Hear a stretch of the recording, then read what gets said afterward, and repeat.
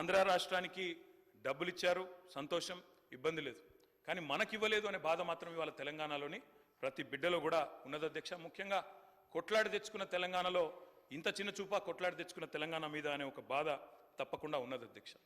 అధ్యక్ష, తెలంగాణ హక్కులను ఎవరు హరించినా, ఎవరు ఇబ్బంది పెట్టినా తెలంగాణ ప్రయోజనాల విషయంలో తప్పకుండా వారి మెడలు వంచే బాధ్యత మరి తెలంగాణ కోసమే పుట్టిన పార్టీగా, తెలంగాణ గడ్డ మీద పుట్టిన పార్టీగా బీఆర్ఎస్ పార్టీ అనే మాట నేను మళ్ళొకసారి గుర్తు చేస్తా ఉన్నా అధ్యక్ష. అధ్యక్ష, కేసీఆర్ గారి పోరాట పటిమ గురించి చెప్పాల్సి వస్తే, మేము చేసిన కార్యక్రమాల గురించి చెప్పాల్సి వస్తే, 10 సంవత్సరాలు కేంద్రం మీద మేము చేసిన ప్రయత్నాల గురించి చెప్పాల్సి వస్తే, రాసుకుంటే రామాయణం అంతా, చెప్పుకుంటే భారతం అంతా అని అంత కథ ఉంది అధ్యక్ష. కానీ కొన్ని మాత్రం తప్పకుండా మీ దృష్టికి తీసుకొని రావాల్సిన బాధ్యత మా మీద ఉన్నదని నేను భావిస్తా ఉన్నా అధ్యక్ష. అధ్యక్ష, మొట్టమొదట రాష్ట్రం ఏర్పడ్డదో లేదో ఇంకా అప్పటికి ముఖ్యమంత్రిగా కేసీఆర్ గారు ప్రమాణ స్వీకారం కూడా చేయలేదు. చీఫ్ మినిస్టర్ డెసిగ్నేట్గా ఉన్నారు. 7 మండలాలు తెలంగాణకు సంబంధించి అన్యాయంగా ఒక ఆర్డినెన్స్ ద్వారా మరి ఆనాడు పోలవరంలో ముంపులో భాగంగా ఆంధ్రాలో కలిపితే మొట్టమొదటగా స్పందించింది, రాష్ట్ర బంధుకు పిలుపునిచ్చింది, ఆనాడు అప్పటి కేంద్ర ప్రభుత్వాన్ని వ్యతిరేకించింది మా పార్టీ అధ్యక్ష. ఆనాడు ఇంకా ప్రభుత్వం ఏర్పాటు చేయకపోయినా కొట్లాడింది మేము అధ్యక్ష.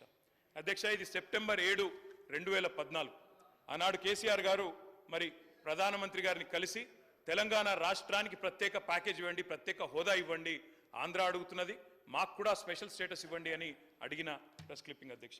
అధ్యక్ష, ఒకసారి కాదు అధ్యక్ష, 1,15,667 కోట్లు మా రాష్ట్రానికి ఇవ్వండి అని చెప్పి ముఖ్యమంత్రిగా ఆనాడు కేసీఆర్ గారు, ఇది సెప్టెంబర్ 16 మన 2016 ఫిబ్రవరి 12 అధ్యక్ష.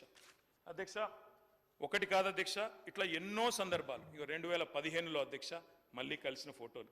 అదేవిధంగా ఒక్కసారి కాదు అధ్యక్ష, ఎక్కని కొండలేదు మొక్కని బండలేదు అన్నట్టు ప్రతి విషయంలో, ప్రతి ప్రాజెక్టు విషయంలో కేంద్ర ప్రభుత్వం దగ్గరికి పలుమార్లు పోయినాం అధ్యక్ష.